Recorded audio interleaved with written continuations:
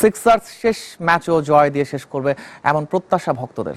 নাসির সাব্বিরদের দল কাগজে কলমে শক্তিশালী না হলেও মাঠের পারফরমেন্সের প্রত্যাশা বাড়িয়ে দিয়েছে সিলেটের ভক্তদের।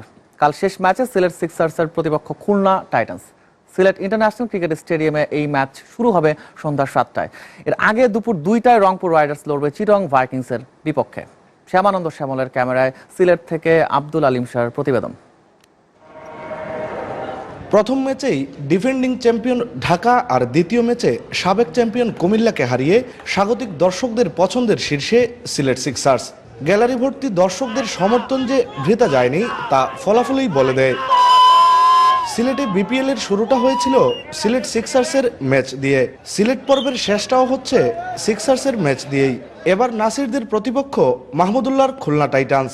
সিলেটের ক্রিকেট ভক্তরা তো চানই, মাহমুদুল্লাহর ভক্তরাও সিলেটের জয় দেখতে চান। আমরা চাই সিলেট আরো ভালো খেলুক।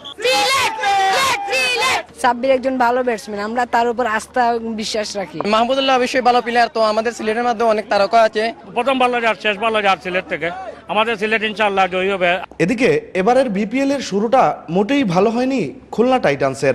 ঢাকার বিপক্ষে 65 রানের বড় ব্যবধানে হেরেছে তারা। তবে সিলেটের বিপক্ষে ঘুরে দাঁড়াতে চায় খুলনা। মঙ্গলবার সিলেট জেলা স্টেডিয়ামে কঠোর অনুশীলন করেছে তারা। সিলেটের স্বাগতিক দর্শকদের সমর্থন আর জয়ের ধারাবাহিকতাকে মাথায় রেখেই পূর্ণ শক্তি নিয়ে সিক্সার্সকে মোকাবেলা করবে তারা। আসলে লাস্ট ম্যাচ যেটা আমাদের যে প্ল্যান ছিল সেটা আমরা ঠিকমতো এক্সিকিউট করতে পারিনি।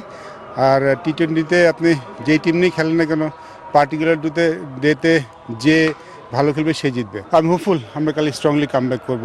ম্যাচ জিতে পূর্ণ আত্মবিশ্বাস নিয়ে ঢাকায় যেতে চায় সিলেট সিক্সার্স, কিন্তু এক বিন্দুও ছাড় দিতে রাজি নয় খুলনা টাইটান্স। বিপিএল এ সিলেটের শেষটায় জমজমাট এক ম্যাচের আভাস দিচ্ছে।